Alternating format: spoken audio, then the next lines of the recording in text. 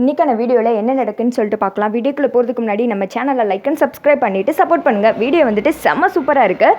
First சீனில் வந்துட்டு அந்த வெங்கையா இருக்கார்ல, அவர் வந்துட்டு மாடியிலேருந்து இறங்கி வராங்க. அப்போ திடீர்னு ஒரு பொண்ணு போயிட்டு, வாங்க சார் உங்களுக்காண்டு தான் காத்துட்டு இருந்தேன், என்ன யாருன்னு தெரியலையா அப்படின்னு சொல்ல, ஐயோ மேடம் நீங்கள் யாருன்னு தெரியல, தயவுசெய்து வழிவிடுங்க அப்படின்னு சொல்ல, என்ன யாருன்னு தெரியலையா, நான் தான் ரம்யா நம்பீஷன் அப்படின்ற மாதிரி சொல்ல, எனது ரம்யா நம்பீஷன் அப்படிலாம் எனக்கு யாரும் தெரியாது, நீங்கள் பாட்டுக்கு கண்ட பேரை வந்து சொல்லிக்கிட்டு என்கிட்ட பேசிகிட்டு இருக்காதுங்க, வழிவிடுங்க அப்படின்னு சொல்ல, என்ன சார் இது உங்களுக்கு ஞாபகம் இல்லையா, அன்னை கூட ஒரு சாமியார் வர்றாங்கன்னு சொல்லிட்டு 2 நாள் வந்துட்டு அந்த இடத்த வந்து ரெண்ட் கேட்டிருந்தேன், மறுபடியும் எனக்கு வேணும் சார் இந்தாங்க அமௌண்ட் அப்படின்னு சொல்ல, ஐயோ நான் அந்த இடம்லாம் எனக்கு யாருதுன்னே தெரியாதுமா, என்ன வளவலன்னு என்கிட்ட வந்து பேசிக்கிட்டு இருக்க, வழிவிடு அப்படின்னு சொல்லிட்டு கிளம்ப போகிற நேரத்தில் அந்த இடத்துக்கு கார்த்தி வர்றாங்க. கார்த்தியை பார்த்ததுமே வந்துட்டு ஷாக் ஆயிடுறான்.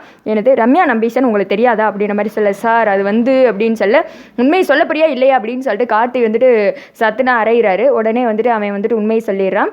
சார் உண்மையாகவே எனக்கு யாருன்னு தெரியாது சார், வேற ஒரு ஆள் மூலயமா தான் எனக்கு என்கிட்ட வந்து பேசினாங்க, அந்த இடம் ரெண்டுக்கு வேணும்னு கேட்டாங்க, பணம் கூட வேற ஒருத்தர் மூலயமா தான் கொடுத்து விட்டாங்க, எதுவும் பிரச்சனை ஆயிடுச்சுன்னா கார்த்திகை கிட்ட இந்த மாதிரி சொல்லுன்னு சொல்லி சொன்னாங்க சார், ஃபோனில் தான் சார் பேசிப்போ, வேறு எதுவும் எனக்கு தெரியாது சார் அப்படின்ற மாதிரி சொன்னதுமே கார்த்தி வந்துட்டு கோவப்படுறாங்க.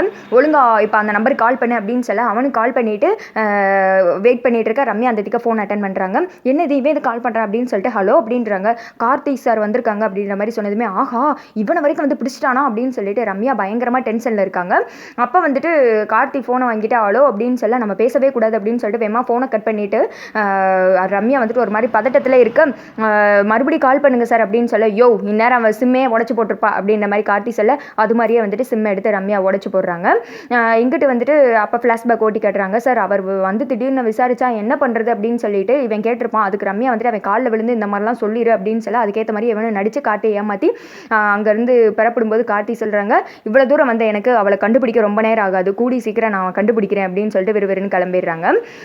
பாடா அப்படின்னு சொல்லிட்டு இவனும் முடிச்சுக்கிட்டு இருக்க, அடுத்த சைடு வந்துட்டு தீபாவையும் அபிராமியும் தான் காமிச்சிட்டு இருக்காங்க. அந்த கோவிலில் போய் சுற்றி சுற்றி தேட அந்த பெண் சாமியாரே காணும். என்ன தீபா இது காணும் அப்படின்ற மாதிரி கேட்க, அத்தை அவங்களாம் நம்ம பார்க்க ஆசைப்பட்டாதான் அத்தை பார்க்க முடியும், நம்மளாம் அவங்கள பார்க்க முடியாது, ஆனால் எனக்கு என்னமோ இன்னைக்கு பார்த்துருவோன்னு தோணுது அப்படின்னு சொல்ல, எனக்கு அப்படி தோணலையே தீபா, சுற்றி முற்றி தேடி பார்த்தாச்சு அப்படின்னு பேசிகிட்டு இருக்கும்போது தீபா அப்படின்னு சொல்லிட்டு ஒரு சவுண்டு கேட்குது. அந்த பெண் சாமியாரும் வர்றாங்க. வாங்க சாமி உங்களுக்கான தான் நாங்கள் காத்துட்டு இருந்தோம், தீபா எல்லாத்தையும் சொன்னால் உங்களால் தான் இன்றைக்கி நான் உயிரோடு இருக்கேன், உங்ககிட்ட ஒரு கோரிக்கை வைக்கிறதுக்காக வந்தேன் அப்படின்ற மாதிரி சொல்ல, என்ன கோரிக்கை அப்படின்ற மாதிரி கேட்குறாங்க. என் மருமக எனக்காக அவுத்து வச்ச தாலியை ஒரு நல்ல நாள் பார்த்து அவள் கழுத்தில் கட்டணும், அதுக்காக நீங்கள் தான் ஒரு நல்ல நாள் பார்த்து கொடுக்கணும் அப்படின்னு சொல்லிட்டு பேசிகிட்டு இருக்காங்க.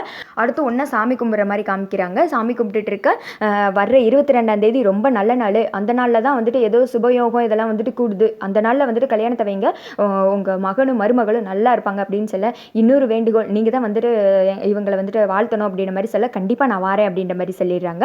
அவங்களும் சந்தோஷமாக அங்கேருந்து கிளம்ப இந்த பெண் சாமியார் வந்துட்டு அப்படியே பார்த்து சிரிச்ச மணிக்கே நின்றுட்டு இருக்காங்க. அடுத்து வந்துட்டு வீட்டுக்கு எல்லாரும் வந்துடுறாங்க. அருண் ஆனந்த் கார்த்தி எல்லாரும் எங்கே இருக்கீங்க வாங்க அப்படின்னு சொல்ல எல்லாருமே வந்துட்டு கூட்டம் போட்டுட்டு இருக்காங்க. அந்த இடத்துக்கு ரம்யா நொண்டி நொண்டி வர்றாங்க. நல்ல விஷயம் பேசும்போது மூதை மாதிரி இது ஒன்று வருது பாரு அப்படின்னு சொல்லிட்டு மைதிலி கமெண்ட் கொடுக்க, இது நம்மளை விடாது போலையே அப்படின்ற மாதிரி முழிச்சிட்டு இருக்காங்க. அடுத்து வந்துட்டு என்ன செடி அப்படின்னு சொல்லிட்டு கேட்க, இல்லை தெரியாமல் கீழே விழுந்துட்டேன் அப்படின்ற மாதிரி சொல்கிறாங்க. டாக்டர்கிட்ட போனேன் அப்படின்ற மாதிரி கேட்க, போனேன் 2 நாளில் சரியாயிரும்னு சொல்லியிருக்காங்க, என்ன கொஞ்சம் வலி தான் இருக்குது அப்படின்னு சொல்ல, அப்புறம் எதுக்கு ரம்யா இங்கே வந்தால் வீட்டிலேருந்து ரெஸ்ட் எடுக்க வேண்டியதுனே அப்படின்ற மாதிரி மைதிலி சொன்னது. அடுத்து இங்கிட்ட வந்துட்டு அபிராமி ஆரம்பிக்கிறாங்க. கார்த்திக் தீபாவோட கல்யாணத்துக்கு நாங்கள் நல்ல நாள் குடிச்சிட்டோம், வர 22ஆம் தேதி நல்ல நாள்னு சொல்லியிருக்காங்க, அப்போயே வந்துட்டு நம்ம கல்யாணத்தை வச்சுக்கலாம் அப்படின்ற மாதிரி சொல்ல எல்லாருமே ரொம்ப சந்தோஷப்படுறாங்க. அது மட்டும் கிடையாது, அந்த தேதியை குறித்து கொடுத்தது யார் தெரியுமா, அந்த பெண் சாமியார் தான் அப்படின்னு சொல்ல, தீபாவை ஆபத்துலேருந்து காப்பாற்றினாலே அவங்க தான் அத்தை அப்படின்ற மாதிரி கேட்க, ஆமாம் அவங்களே தான், அவங்க வந்துட்டு தீபாவை வாழ்த்துறதுக்கு வரேன்னு சொல்லியிருக்காங்க, அந்த நாளில் கல்யாணத்தை வச்சா இவங்க 2 ரொம்ப சந்தோஷமாக இருப்பாங்க அப்படின்ற மாதிரி சொன்னதுமே அதை கேட்டு வந்துட்டு எல்லாருமே சந்தோஷப்படுறாங்க. ரம்யா மட்டும் என்னது பெண் சாமியாரே வர்றாங்களா, யார் வந்தால் என்ன, எனி காஸ்ட் எனக்கு கார்த்தி வேணும், அது அடைகிறதுக்கு யார் குறுக்கால வந்தாலும் நான் சும்மா விட மாட்டேன், கண்டிப்பாக கார்த்திக்கு எனக்கும் தான் கல்யாணம் நடக்கும் அப்படின்னு சொல்லிட்டு இவங்க எல்லாரும் பேசிகிட்டு இருக்காங்க. அபிராமி வந்து எல்லாருக்கும் வேலையை பிரித்து கொடுத்துட்டு ரம்யா அமைதியாகவே இருக்காங்க. என்ன ரம்யா பேசாமல் அமைதியாகவே இருக்கு அப்படின்னு சொல்லிட்டு அபிராமி கேட்க, அது ஒன்றும் இல்லை தீபா கல்யாணம் நடக்க போதில் அதை வாயடைச்சு போய் நிற்கிறேன் என்ன ரம்யா அப்படின்னு சொல்லிட்டு மைதிலி சொல்ல, ஆமாம் என் ஃப்ரெண்டு கல்யாணம் நடந்தால் நல்லதானே அப்படின்னு சொல்ல ஆளாளுக்கு ஒவ்வொருத்திக்க கிளம்பிடுறாங்க. ரம்யா மட்டும் யோசிச்சுட்டே இருக்காங்க. அடுத்து ஜெயிலில் தான் காமிச்சிட்டு இருக்காங்க.